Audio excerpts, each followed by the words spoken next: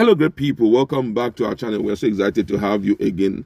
The wahala between Presidency and Sheik Gumi, the Islamic scholar who is overly interested in, reform of the bandits and all of that, and who claims he wants to create peaceful environment for the Northerners, seems to continue. Yesterday, Adesina, though he did not mention the name of Gumi, came out very strong against Gumi that he is actually a bandit lover and is kind of playing down on the effort of the soldiers who are doing all within their powers to see how they can stop the activities of banditry in the northern part. But guess what? Gumi also has come up this morning to blast Adesina and has also prescribed ways in which the issue of banditry can be solved. You're going to see some of his recommendations. But before we give you full details of that, if you're not subscribed to our channel, kindly hit on the red subscribe button and also the bell icon so that you can get notification anytime we publish our videos. Controversial Islamic cleric Sheik Gumi has lambasted Femi Adesina, the special advisor, media and publicity to President Muhammadu Buhari. Adesina, in an article on his Facebook wall on Thursday, titled, "I like this pampering, don't you?" described Gumi as a bandit lover.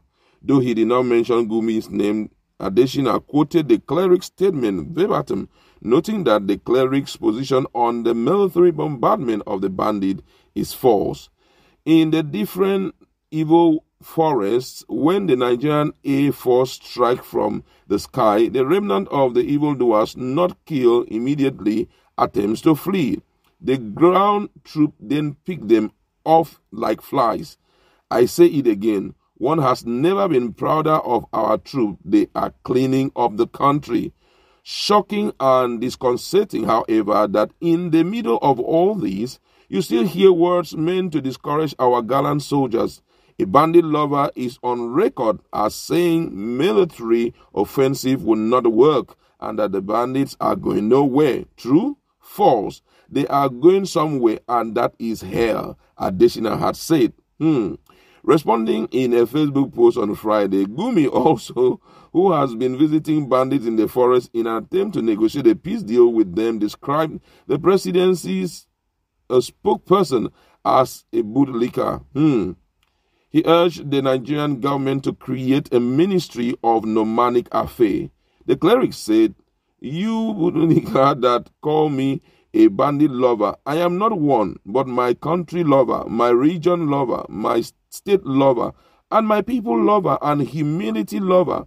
I am a qualified medical doctor who knows what it takes to precisely excise the brain tumor without destroying the delicate surrounding brain tissue. I was a commissioned military officer who knows that the military is for and what is the capability of our ministry.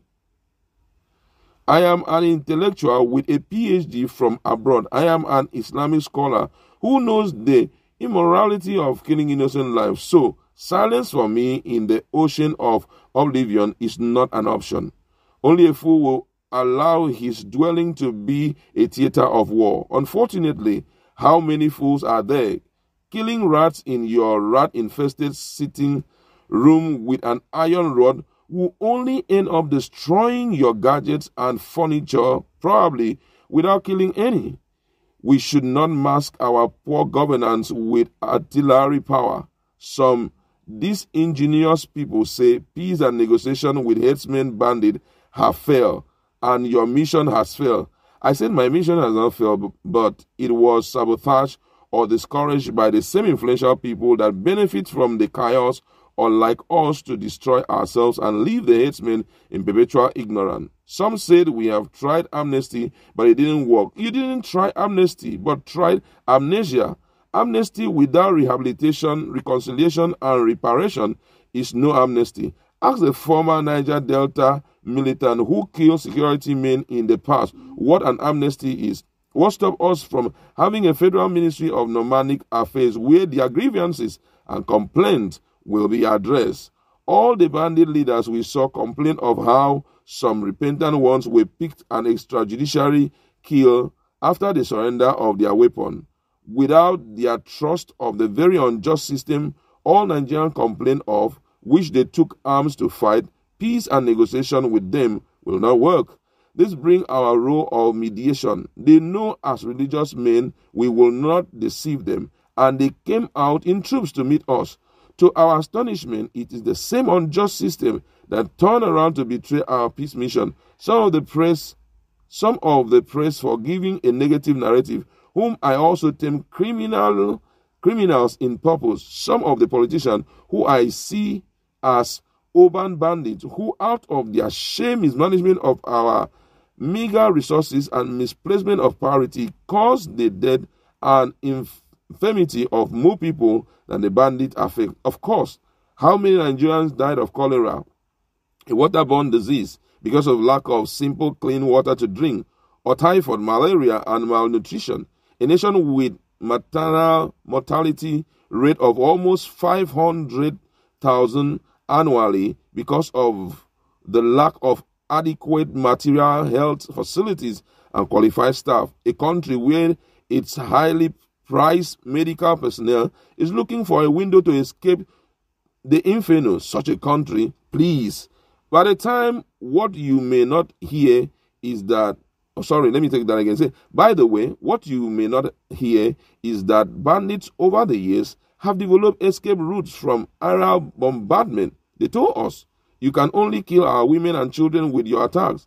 Just yesterday, 2 contingents of banditry victims came to me that their loved ones were abducted by bandits in Kaduna suburb.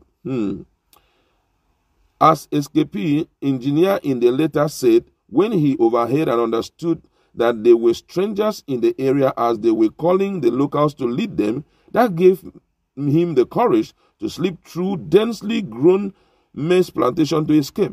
The point is that if Zamfara is on fire for them, definitely it goes without saying that they will migrate to other areas. So, is the whole of Nigeria going to be under lock-up in incommunicado? As for the economic impact of the area now under siege, it is just a matter of time. You will hear them crying out. Already yesterday, a man from Sefe came begging because of economic stagnation. One would have thought that Gasu, the capital, is closer than Kaduna to beg. As for those cynics that have no value to add in the dilemma except vituperation and abuses, we know that is the substance that are made up of. No qualms whatever. You don't expect fragrance from feces. So what is the solution? Good intelligence, good proficient policing, engagement of the local herdsmen in policing, rehabilitation, reconciliation, and reparation of all victims of bandit. The good honest judiciary that protects people's rights. Money and time well spent on these will surely kill the disease and heal the nation of the delinquency, crime, and bad governance. Oh my God. Wow. This man, Sheik Gumi, I personally may not have deep understanding of what he's looking for, but he appears to have a good reasons for why he wants a peaceful negotiation. You know, he came out to tell Nigerians that he has a way of negotiating with these people, and here he has opened up that the reason why they believe him was because he is a religious man, and that they had gone extra mile to ensure that this happened, that the peace deal was of effect, but unfortunately it failed. But I want to remind Gumi, as intelligent as he is, that we have also had cases where state governors want to engage in peace deal with this guy to a point of even paying them. But along the way, they still go around kidnapping and causing mayhem in the northern part of Nigeria. Now, when we are talking about this issue of bandits are not taken care of, this thing is affecting everyone. We know that this current administration have not been superb in performance, especially as it has to do with economic stability and also improving the lives of the people. They are trying their best, but their best is not good enough for Nigeria. So right now, for you to think that they cannot be dealt with is a pointer to the fact that you support what they are doing. And I think that is what Adesina was trying to point out. You understand?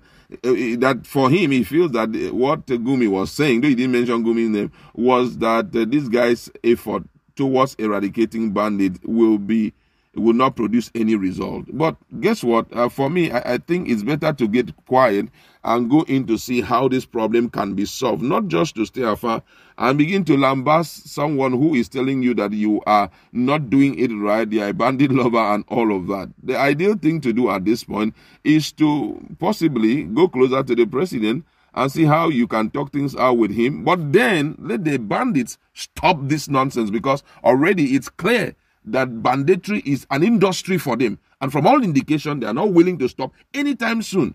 Imagine on a daily basis, we hear scores of children who have been abducted to uncertain places. Imagine the trauma of all of that. Why don't you explain to them that they should calm down? It's for you to negotiate this amnesty stuff, whatever, for them. You understand?